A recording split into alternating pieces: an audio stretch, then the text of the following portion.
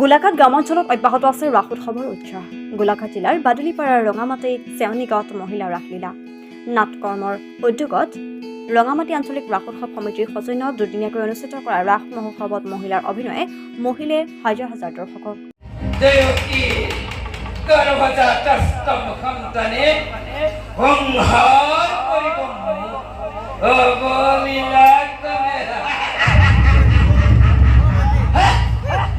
ৰঙামাটি নাট্য মন্দিৰত অনুষ্ঠিত ৰাস মহোৎসৱত কংসৰ কালকেতু কৃষ্ণ নাৰদ অশোকে ধৰি প্ৰতিটো চৰিত্ৰ সনিপুণভাৱে অভিনয় কৰিলে মহিলাই। আমাৰ কেমেৰাৰ সন্মুখত কংসই আওৰালে সংলাপ।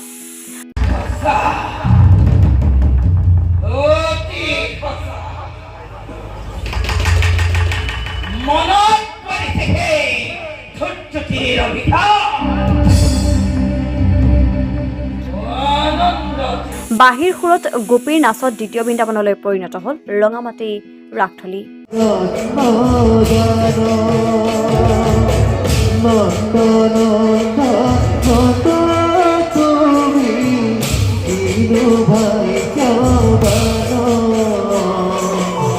বছৰ প্ৰথম হৈছে মহিলাই আমাৰ ইয়াত ৰাস কৰিবলৈ লোৱা।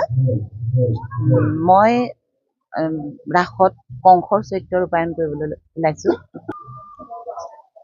উঠক উঠক উঠক, সেই বিশ্ব প্লাবিত লেলিহান অগ্নিশিখা দপ দপ কৰি জ্বলি উঠক। সেই অপূৰ্ব দৃশ্য দেখি এই ক্ষুধাৰ্থ আৰু পিপাসাত্মক দানৱ আত্মা তৃপ্ত হওক। তৃপ্ত হৈ আনন্দত নৃত্য কৰক, নৃত্য কৰক, নৃত্য কৰক।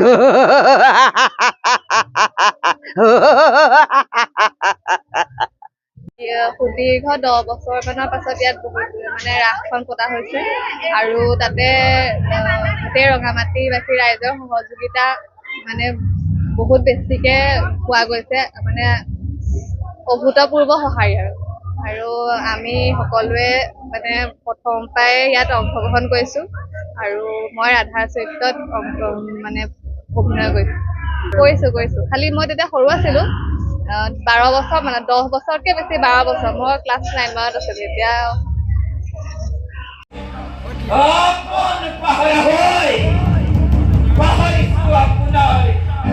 ভৱিষ্যত